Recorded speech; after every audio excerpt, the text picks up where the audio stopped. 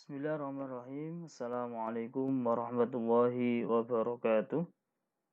Baik, gimana kabarnya hari ini?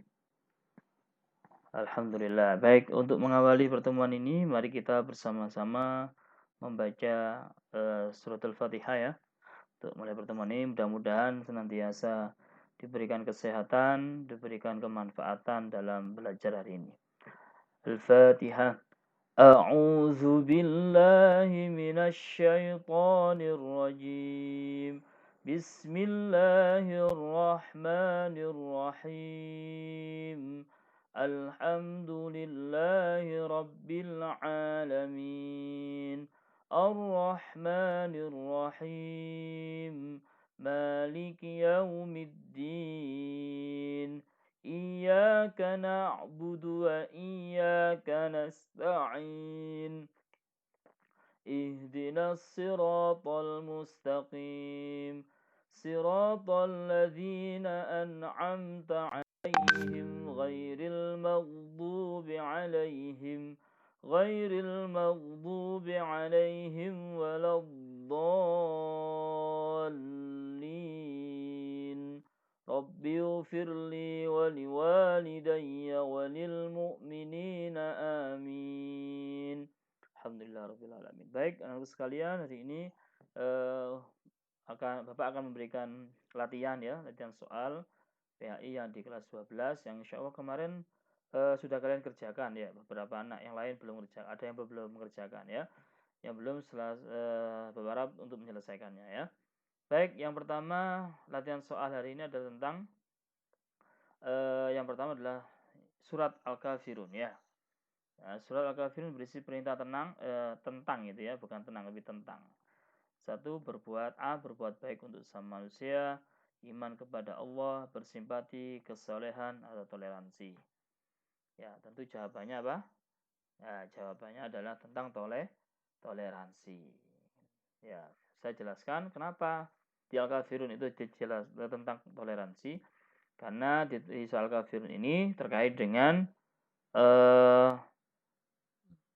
bagaimana Rasulullah menghargai ya perbedaan antar beragama ya. Sehingga ada di ayat terakhir itu disebutkan lakum dinukum waliyadin itu ya. Jadi bagimu agamamu, bagiku agamaku ya. Seperti itu gambarannya ya. Berikutnya soal yang kedua ya. Kita masuk di soal kedua.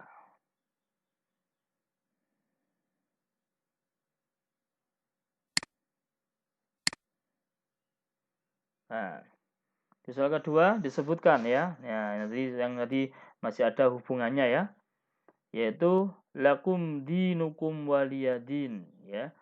Ayat di atas berarti apa tadi? Lakum dinukum waliyadin. Masih ingat tadi penjelasan di nomor 1? Ya, ada pilihan, ada bagiku agamaku, bagimu agamamu. Ada lagi pilihannya untukmu agamamu, bagiku agamaku. Ada lagi pilihan aku tidak akan menyembah apa yang kamu sembah. Kemudian ada yang pilihan untukmu agamaku, bagiku agamamu. Ya. Yang ke E adalah tidak akan pernah menyembah Tuhan. Ya. Jadi jawabannya adalah yang sesuai apa? Lakum, ya, bagimu, dinukum, agamamu.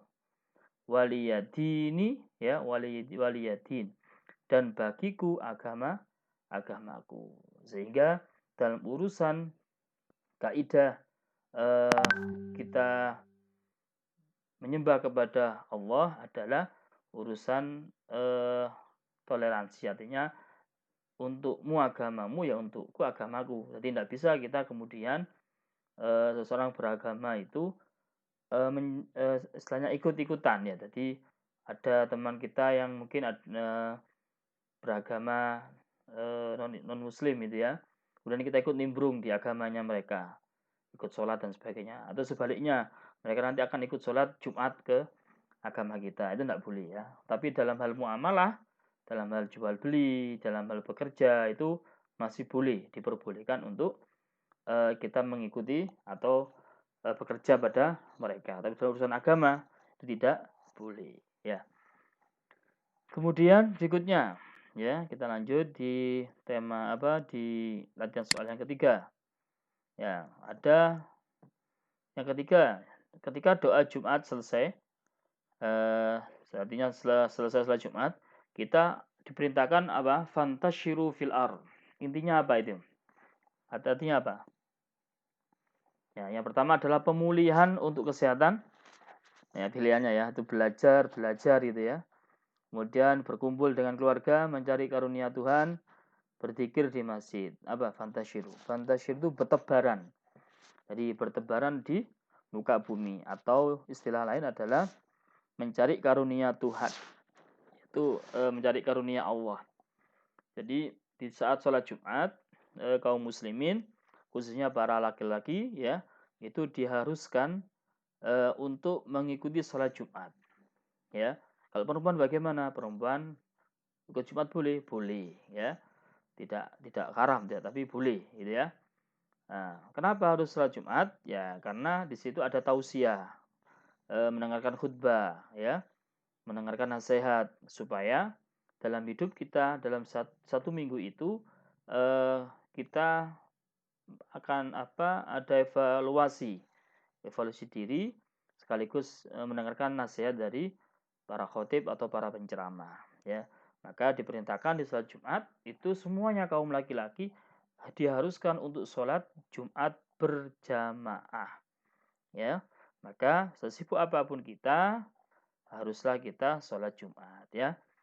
Bagaimana kalau kita nggak sholat Jumat? Ya, kecuali dalam keadaan darurat, ya. Artinya dalam keadaan musafir, dalam keadaan sakit yang parah, itu boleh tidak sholat Jumat. Tetapi dia harus mengganti dengan sholat duhur, ya, begitu ya. Bukan berarti kewajiban sholat dia itu tidak hilang. Tetapi kewajiban sholat dia adalah tetap ada, tetapi penggantinya adalah sholat duhur. Itu ya, anak sekalian. Berikutnya soal yang keempat, ya. Jika ada, ya, 15 ini, ya. Ya. Jika ada pertemuan tobi'i, ya. Ya, ini apa ini? Ini ada kesalahan ini, ya. Ada kesalahan ketika ini. Ya, ini maksudnya adalah tentang hukum tajwid sebenarnya, ya. Ada salah pengetikan ini, ya. Ini mohon maaf. Saya edit lewat ini aja, ya, penjelasan aja, ya. Baik, yang keempat adalah ini tentang kaidah tajwid. Jadi dalam ilmu Al-Qur'an itu ada namanya kaidah tajwid, ada kaidah qiraah, ya. Jadi tajwid itu hukum-hukum bacaan yang sudah ditetapkan, ya, dalam membacanya itu sebagaimana, ya. Yang pertama, jika ada pertemuan, ya, tabi'i, ya, tabi'i dalam sebuah kalimat, ya. Artinya ada mat tabi'i dalam sebuah kalimat, maka disebut dengan far'i. Kemudian mat badal, ya. Kemudian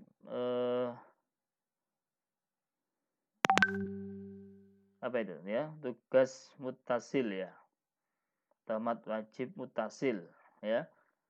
Ada mat tabi'i dalam sebuah kalimat, ya. Jika ada pertemuan mat tabi'i dalam sebuah kalimat, ya, ini dilewati saja, ya, mungkin agak bingung ini, ya. Oke, Bapak langsung lanjutkan ke soal kelima, ya. Soal kelima, ya, kita masuk di pembahasan surat Al-Kahfi, ya. Ini Al-Kahfi itu Al-Kahfi, ya, yang maksudnya Kahfi. Juga disebut dengan Ashabul Kahfi, ya, Ashabul Kahfi. Yang berarti apa? Ya, yang pertama pilihannya ada sampai ya. Para pria muda beriman, penghuni gua, warga neraka gitu. Wah, ini. Kemudian orang yang menerima perlindungan dari Allah. Kemudian seorang hamba Tuhan, dan ya jawabannya adalah tentunya penghuni gua. Ya, di situ ada sejarah tentang bagaimana 7 sahabat ya. Sahabat dalam masa itu mengalami ini istilahnya apa ya? Dia dikejar-kejar oleh raja pada saat itu karena dia menganut agama Islam. Sehingga pada saat itu dia dikejar-kejar, kemudian dia bersembunyi di gua ya, di gua sampai ratusan tahun ya. Kemudian Allah menidurkan Ashabul Kahfi ini sampai ratusan tahun. Nah, sehingga ketika dia bangun dari tidurnya, tiba-tiba dia berpikir tidurnya itu sehari 2 hari atau hanya beberapa jam gitu ya. Nah, kemudian setelah bangun tidur, beberapa sahabat merasa kelaparan. Kemudian dia diminta untuk apa? Untuk membeli makanan ya di pasar. Kemudian setelah itu mata uang yang digunakan itu pada mata uang yang tidak berlaku. Artinya pada masa dia bangun itu tidak berlaku karena itu sudah ratusan tahun yang lalu. Jadi sempat kaget gitu ya. Loh, saya ternyata tidur sekian tahun gitu ya. Sekian ratus tahun dan sebagainya ya. Itu contoh. Baik, berikutnya. Insya Allah di soal ke-6 ya. Baik, ini sengaja tidak saya berikan ini ya, apa? Jawaban ya. Tadi sudah 1 sampai 5 ada ya. Yang ke-6, coba anak memperhatikan ya. Kematian setiap makhluk hidup dalam kehidupan fana disebut apa? Ayo, ada yang bisa? Ingat, kematian setiap makhluk hidup dalam kehidupan fana. Fana itu masa tidak lama, artinya akan rusak ya, akan binasa. Ya, satu sebuah bencana, tanda penghakiman terakhir, kiamat sughra, kiamat, kemudian bencana. Apa kira-kira? Ada yang bisa? Ya, jawabannya adalah C, kiamat sughra. Dijelaskan bahwa kematian setiap makhluk hidup itu dalam kehidupan fana itu disebut dengan kiamat sughra. Tadi kematian itu sebenarnya itu adalah kiamat sughra. Kiamat yang kecil, ya. Belum kiamat yang nampak, bukan bencana, tapi kiamat yang kecil. Nah, seperti itu ya, apalagi di era-era pandemi ini. Di era pandemi ini sangat terjadi beberapa kematian-kematian. Nah, ini sebenarnya kiamat kecil. Ya, Allah tampakkan ini ya. Bayangkan ya, setiap hari itu masih pasti ada yang meninggal. Apalagi ketika di era pandemi ini meninggalnya langsung dihubungkan dengan wabah atau penyakit itu namanya corona. Makanya anak-anak jaga kesehatan ya, jaga kesehatannya sehingga nantinya kalau sehat itu kita bisa beraktivitas, bahkan bisa beribadah. Saya kira itu ya. Berikutnya, Nabi Muhammad itu berkata ya, bekerjalah untuk duniamu seolah-olah kamu hidup selama-lamanya. Dan dan berikan amal untuk hidupmu. Artinya beramallah dalam hidup ini setelah mati. Ya, seolah-olah kamu apa? Ayo, ada yang bisa kira-kira? A, B, C, D, E. Apa kira-kira? Ya, betul. Jawabannya adalah seolah-olah kamu mati besok. Nah, begitu. Jadi, kalau kita bekerja, maka otomatis kalau kita bekerja, kita seolah-olah hidup selamanya. Ya, contoh kalian ketika berusaha untuk bekerja atau belajar, itu kita berasumsi atau menganggap bahwa kita akan hidup selama-lamanya. Sehingga apa? Sehingga kita merasa bahwa hidup ini selalu perlu kita tata kembali. Artinya perlu optimis ya, perlu optimis. Jadi enggak malah pesimis gitu kan. Ya. Dan sebaliknya, ketika kita melakukan sebuah amal ya, atau beribadah untuk akhirat, sholat umpama itu ya, itu kita sudah angan-angan besok kita akan bakal mati. Nah gitu. Kenapa? Ya kalau sudah bakal mati sehingga amal ibadah kita berusaha untuk lebih baik. Siapa tahu ibadah yang kita lakukan itu jauh lebih baik ya. Setelah ibadah itu langsung kita meninggal. Nah kan itu sudah husnul khotimah nantinya ya. Saya kira itu ya. Baik, berikutnya. Ya alhamdulillah ya. Soalnya hanya beberapa yang Bapak berikan kepada kalian contoh pembahasan soal ya. Silakan nanti di bab ya, di bab pernikahan ya. Nanti kalian latihan soal di situ. Ya kan sudah ada bukunya ya, coba dilatih mengerjakan.